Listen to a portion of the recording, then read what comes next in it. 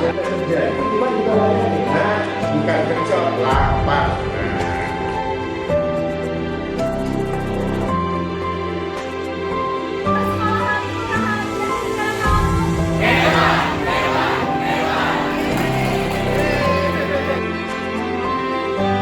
Selamat pagi dan salam sejahtera untuk kita semua. Kami ucapkan selamat datang dan selamat bergabung dalam acara pengabdian masyarakat program studi pendidikan khusus Universitas Negeri Jakarta dengan tema meningkatkan kualitas pendidikan melalui pendidikan inklusif. Pada Bapak Marja MPD dipersilakan. Assalamualaikum warahmatullahi wabarakatuh. Selamat pagi Bapak dan Ibu sekalian yang kami hormati. Kebetulan alhamdulillah bahwa Kelurahan Jatinegara ini merupakan salah satu mitra UNJ. Mudah-mudahan kegiatan selama 2 hari ini bermanfaat untuk Ibu sekalian untuk menambah hasanah wawasan berpikir tentang pelayanan pendidikan bagi ABK di setting persekolahan reguler atau inklusif. Terima kasih. Assalamualaikum warahmatullahi wabarakatuh. Assalamualaikum warahmatullahi wabarakatuh. Puji syukur kita panjatkan kepada Allah Subhanahu wa taala, Tuhan Yang Maha Esa. Kita masih diberikan nikmat sehat ya, nikmat panjang umur, kita bisa hadir di tempat ini dalam kegiatan pengabdian masyarakat dari Universitas Negeri Jakarta terkait dengan peningkatan kualitas pendidikan inklusi ya, yang kita tidak bisa menutup mata dengan keberadaan dari anak didik kita yang memiliki kekhususan yang tidak bisa disamakan metodenya dengan anak-anak lainnya. Mungkin itu yang bisa saya sampaikan. Lebih kurangnya mohon maaf. Wassalamualaikum warahmatullahi wabarakatuh. Baik, bismillahirrahmanirrahim. Assalamualaikum warahmatullahi wabarakatuh. Harapannya adalah kegiatan pengabdian ini bisa memberikan dampak yang terlihat bagi masyarakat.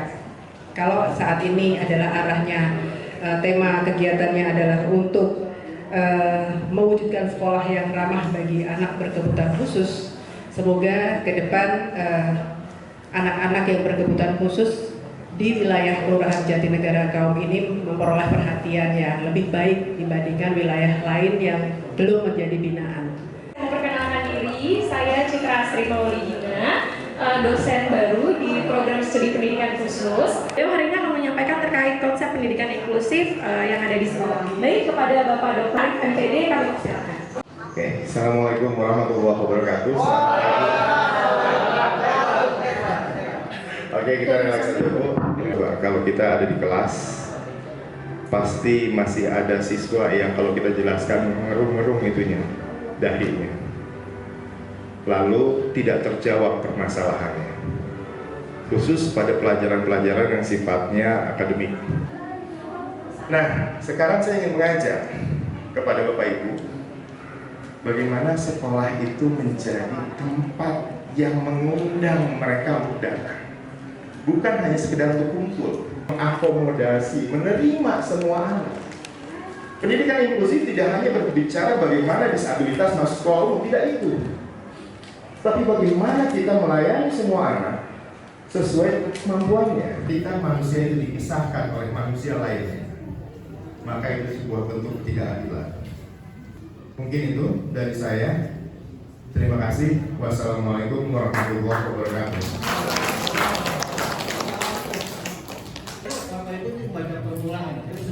Prasyarat cenderung diabaikan. Ya, nah ini prasyaratnya apa sih? Kira-kira prasyaratnya apa? Ternyata membaca dan membaca itu bahasa. Ada bahasa ujar. Bahasa ujarnya apa? Bahasa ujar ngomong, ngobrol. Terus ada bahasa tulis. Ada 2. Jadi sebelum membaca benerin dulu tuh. Bahasa reseptif yang diterima akan dikeluarkan. Namanya ekspresif. Nah, lanjut ya. Nah, kalau ini bahasa ujarnya sudah bagus, baru ke ternyata untuk ini pertama kesedaran bunyi, dilatih bunyi dulu. Nah, makanya dalam bahasa kita itu mengenalkan bunyi bukan huruf, tapi suku kata. Ya, dan juga ada kesadaran bahasa. Bahasa dulu, nah bahasa yang bagus kan bahasa ibu. Membaca permulaan itu sebenarnya ada dua, ada kata dan suku kata, tidak ada huruf. Terima kasih. Assalamualaikum warahmatullahi wabarakatuh. Saya kembalikan ke Terima kasih Bapak atas pemaparan materinya. Baik Bapak Ibu, kita sudah masuk di acara terakhir. Kita akan ada sesi tanya jawab. Jadi Saya Sri Suherdi dari SDN Jatinegara Kaum 03. Saya bertanya sambil sharing kali ya Pak ya. Di sekolah saya ini ada murid kelas 3 Pak, perempuan. Dia itu sudah kelas 3 tapi belum bisa membaca. Langkah selanjutnya kami harusnya bagaimana? ini Bu, kalau dilihat kasus tadi itu lihat prasyarat, ini ada dua, mana yang prioritas? Yang prioritas itu bukan membaca. Ini mungkin anak ini ada gejala ADHD, gangguan perhatian yang hiperaktif. Ya perhatiannya mulai baik. Itu dulu, kalau itu belum tidak bisa. Jadi salah satu dulu, karena kan dia belum bisa fokus. Ya masih perhatiannya beralih gitu ya. kita buka dulu acara ini dengan membaca basmalah. Bismillahirrahmanirrahim. Baik, tanpa berlama-lama lagi, saya serahkan kepada Ibu Citra Sri Maulidina MPD untuk mengambil alih. Terima kasih Bu MC, Pak Iza. Assalamualaikum warahmatullahi wabarakatuh. Yang pertama ada Ibu Dr. Murni Winarsi MPD. Beliau adalah salah satu dosen senior juga di jurusan pendidikan khusus. Kepada Ibu kami persilakan Ibu. Bismillahirrahmanirrahim. Assalamualaikum warahmatullahi wabarakatuh. Bapak Ibu, kalau tadi disampaikan oleh Bu Citra, saya akan membahas tentang anak dengan hambatan pendengaran. Ya, ada yang pernah mendengar siapa sih yang disebut anak berkebutuhan khusus, tunarungu atau hambatan pendengaran? Menurut Bapak Ibu selama ini Tidak bisa mendengar. tidak bisa mendengar. Baik, betul semua tadi. Anak hambatan anak yang tidak mampu mendengar, betul.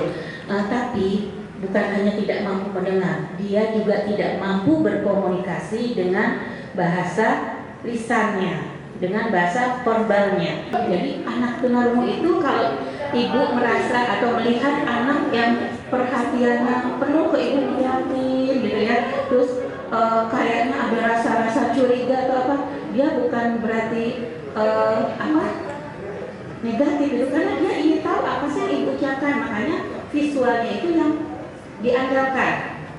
Itu artinya apa? Ketika Bapak Ibu di kelas ada anak berkebutuhan khusus tunarungu, harus bicaranya itu face to face, ya, berhadapan. Kemudian harus ada keterarah wajahan, keterarah suaraan. Jangan sampai ketika bicara membelakangi. Anak-anak, ya, jadi yang dituliskan ini, dia nggak tahu. Ya, kemudian emosinya labil, ya, tidak stabil, kemudian kadang meledak-ledak karena ketidakmampuan bahasanya. Jadi kalau di kelas ibu bapak ada anak seperti ini harus banyak memahami bahasa isyarat. Kita belajar CD itu sistem isyarat bahasa Indonesia. Jadi bahasa Indonesia yang dibuat isyarat.